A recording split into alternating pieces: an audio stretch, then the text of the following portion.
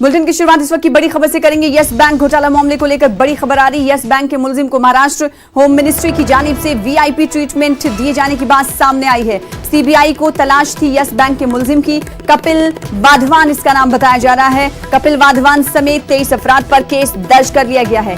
Yes bank के मुलजिम को वीआईपी ट्रीटमेंट दिया जा रहा था, जिसका इंकशाफ हुआ है। यस बैंक घोटाला काफी तूल पकड़ा था। हमने देखा था कि जो सरमायाकार थे, जिन्होंने अपनी पूंजी इस बैंक में जमा की थी, उनकी तरफ से रोजाना मांगे की जा रही थी। वजीर आला, माफ कीजिएगा, मरकजी वजीर और साथ ही साथ वजीर आला से लगातार इस पर ध्यान देने की, इस जानिब ध्यान देने की अपीलें की जा रही थी। अब यस बैंक के मुलजिम को महाराष्ट्र होम मिनिस्ट्री की जानिब से वीआईपी ट्रीटमेंट की खबरें आ रही हैं। सीबीआई को तलाश थी यस बैंक के मुलजिम की। हमारे साथ हमारे नुमाइंदे अमित रॉय जुड़ रहे हैं। अमित रॉय, यस बैंक घोटाले को लेकर हमने देखा कि जो मुतासरीन थे वो लगातार वजीर आला से ये गुहार लगाते रहे कि इस तरफ देखा जाए। साथ ही साथ केंद्र सरकार से भी उन्होंने गुहार लगाई। अब खबर ये आ रही है कि होम मिनिस्ट्री से ही उस मुलजिम को वीआईपी ट्रीटमेंट दी जा रही थी। अब जब इस तरह की खबरें आएंगी तो फिर आवाम क्या करेंगे?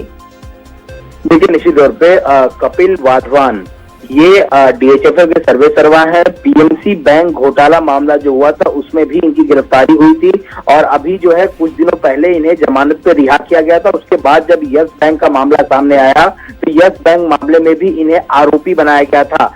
तब जब ये रिहा हुए वहां से बेल पे, उसके बाद से सीबीआई ने भी इन्हें पूछताछ के बुलाया था, ये वहां नहीं पहुंचे। उसके बाद ईडी ने भी इन्हें तलब किया था, लेकिन ये ईडी कार्यालय भी नहीं पहुंचे थे और इन्होंने ये कहा था कि मैं दिल्ली में अटक गया हूं क्योंकि लॉकडाउन कर दिया गया, इसलिए मैं कहीं निकल नहीं पा रहा हूं।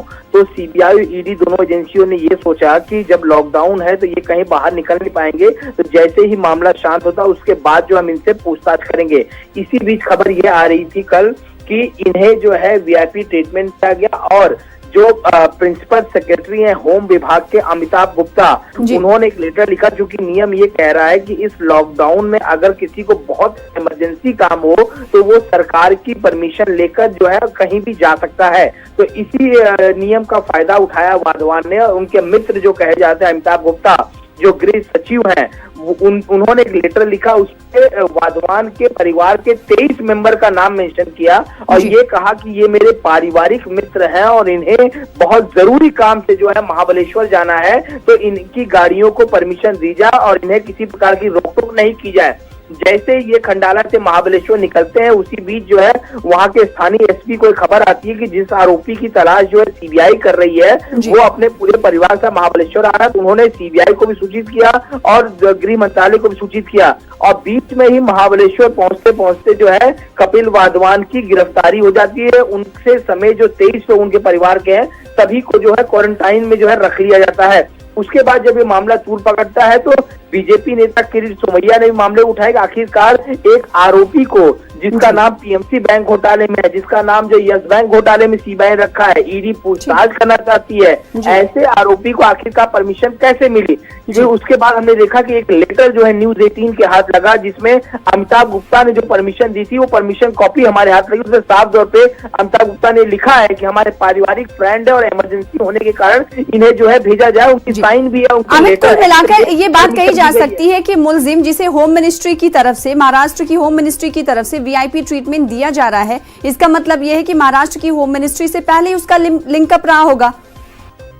देखिए, निश्चित तौर पर यही आरोप खुद देवेंद्र फडणवीस ने भी लगाया, राम कदम जो बीजेपी प्रवक्ता है, किरीट सोमैया ने भी लगाया और इसके बाद हमने देखा कि आनंद फानंद में अनिल देशमुख जो गृह मंत्री, उन्होंने कार्रवाई की अमिताभ गुप्ता पे और उन्हें कंपलसरी लीव पे भेज दिया गया जब तक इस पूरे मामले की इंक्वायरी पूरी नहीं हो जाती। लेकिन उसके बाद हमने अभी देखा कि बीजेपी नेता किरीट सोमैया ने जो आरोप लगाया है और उन्होंने ये कहा है कि ये जो लीव पे भेजना है ये बिल्कुल एक झूठी बात है और खुद गृह मंत्री को जो इस मामले में इस्तीफा देना चाहिए। तो गृह मंत्री की तरफ से कोई रद्द अमल आया इस पर? अमित, गृह मंत्री ने इस पूरे मामले में इंक्वायरी के आदेश दे दिए हैं और अमिताभ गुप्ता को कंपलसरी लीव पे भेज दिया गया। वहीं कपिल वाधवान समेत 23 लोगों पे जो है धारा 188 के तहत पुलिस ने मामला दर्ज कर सभी को एक जगह पे क्वारंटाइन करके रख दिया है।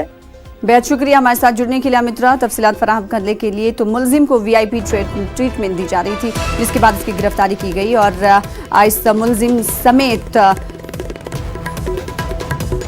कई लोगों को क्वारंटाइन कर दिया गया है। सीबीआई को तलाश थी यस बैंक के मुलजिम की। कपिल वाधवान समेत 23 अफराद हैं जिन पर केस दर्ज किया गया है और उन्हें क्वारंटाइन कर दिया गया है। गिरफ्तार करने के बाद यस बैंक के मुलजिम को वीआईपी ट्रीटमेंट देने की खबर आई, जिसके बाद हमने देखा कि अब ये कार्रवाई हुई है। गिरफ्तार करने के बाद इन तमाम लोगों को क्वारंटाइन कर दिया गया है। तो वहीं महाराष्ट्र के महकमे दाखिला पर भी सवाल खड़े हो रहे हैं कि मुलजिम के साथ आखिर क्यों वीआईपी ट्रीटमेंट किया जा रहा है। किरीट सोमैया की अगर हम बात करें तो किरीट सोमैया क्या कुछ कह रहे हैं इस मामले पर, आइए आपको सुनाते हैं।